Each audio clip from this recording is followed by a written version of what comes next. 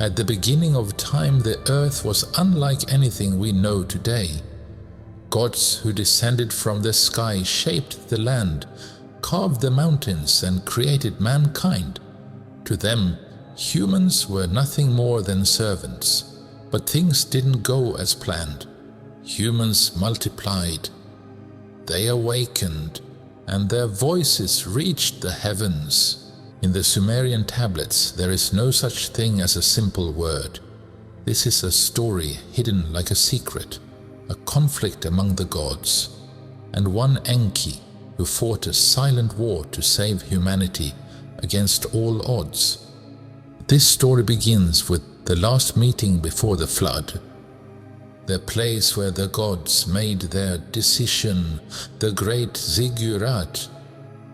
At the top of the ancient ziggurat, in this sacred stone hall, they gathered once again the Anunnaki, those who came from the sky. Lord Enlil stood at the head of the table, cloaked in shadow. His eyes burned with fury, his voice thundered with power. Humans have gone too far. The earth trembles with their numbers. As they reach for the heavens, their noise shakes the skies, he said. The other gods nod, some silent, some stirred with approval. But one god remains still. Enki, the god of water, the bearer of wisdom, the architect of creation. His eyes are distant. In his hands a glowing blue orb hums with energy. The voices of humans still echo in his ears. Enlil's voice cuts through again. They have forgotten us. We will send the flood. Their voices will be silenced forever. And then silence, until Enki slowly lifts his gaze. But he says nothing, because his decision was never meant to be spoken here. He has already made up his mind deep within his heart. In the stillness of night, beneath a sky where stars drift like ancient memories, Enki made his move. He could not speak aloud in the council, but he could send a dream. Ziusudra, the one chosen to carry the future, turned restlessly on his stone bed. And then a soft, radiant light filled the room. Enki appeared, cloaked in a robe of darkness. In dreams, time does not exist, and words do not come from the mouth, but from the soul. Listen to me, Ziusudra, Enki whispered. A great flood is coming. They want silence, but you must become the voice. Build a vessel. Take with you the seeds of life, the breath of the world, the memory of mankind, because only you can carry it forward. Ziusudra did not speak, but his soul answered. The light faded. The room returned to silence. But the message remained etched not in words, but in destiny. And then the skies broke open. What began as a whisper became a roar that swallowed the earth. The heavens poured their fury. Rivers overflowed. Mountains bled water from their roots. Humanity ran to temples, to rooftops, to gods they no longer understood. But the water did not care. It rose with the rage of forgotten promises, and among the waves, a vessel floated inside Ziusudra, holding not just life, but memory. It was not simply a storm, it was an unmaking. Temples crumbled beneath the weight of water. Statues once worshipped fell into silence. The screams of the people rose like smoke. Some held each other. Others shouted the names of gods who would not answer, but above it all the sea climbed the cities like a beast awoken. And within the wooden vessel, Ziusudra closed his eyes, not in fear, but in surrender. He clutched the side of the ark as the waves slammed into it. Around him the animals were still. The air inside was thick with breath and silence. Outside, the world was ending. High above, In the storm-clouded sky, Enki watched in silence. His eyes glowed through the darkness. He had broken the laws of the gods to save their greatest creation. The storm had passed, but it left behind a world unrecognizable.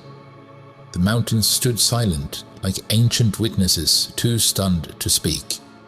The sea, once wild, now stretched calm and endless, and floating in the middle of it all, a single vessel. Days passed, or was it weeks? Time had no meaning anymore.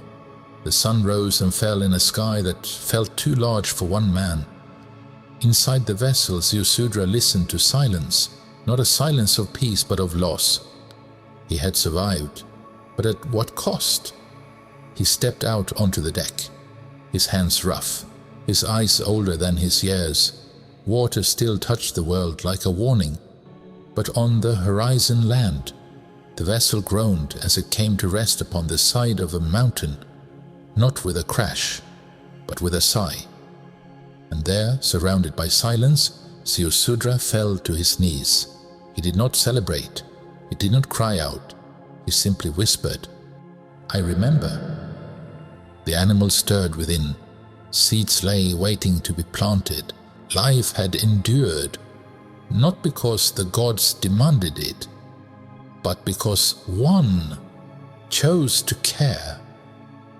In the silence that followed the flood, not all was washed away. One god still watched, from beyond the veil, beyond time, Enki, who broke the code of the gods to protect a species they had once created, and then condemned. He had listened not to the counsel but to the whispers of the earth, to the crying of children, to the songs of rivers, to the dream of something more. Now he stood alone, banished from divine glory, feared by his own kind, but remembered by those who would one day look to the stars and wonder, why are we still here? And maybe in that wondering they would feel it. A presence not watching to judge, but watching to protect. Enki, the god who chose rebellion not for power but for compassion. His name would be lost, his story buried, but through the dust of forgotten cities, in the echoes of ancient prayers, his secret would remain, not written in stone, not carved in tablets, but carried in the breath of every living being. The flood ended the world. Enki gave it another chance. You won't find his name in books. You won't see his face in temples. But if you listen closely, in the sound of waves, in the silence after a storm, in the voice inside you that whispers, "Protect, not destroy," you may hear him. Enki, the god who disobeyed heaven to keep something human alive. Maybe that's why we still dream of floods, not because we fear the water, but because somewhere, deep inside, we remember. If this story sparked something in you, a memory, a question, a sense that maybe we're not alone in our past, let us know in the comments. Do you believe Enki truly tried to save us? Or was it all just myth? We read every theory, every thought, and your words help shape what story comes next. This is ancient universe. And this is only the beginning. Subscribe, so you don't miss the next hidden truth, lost God, or forbidden secret buried in the sands of time.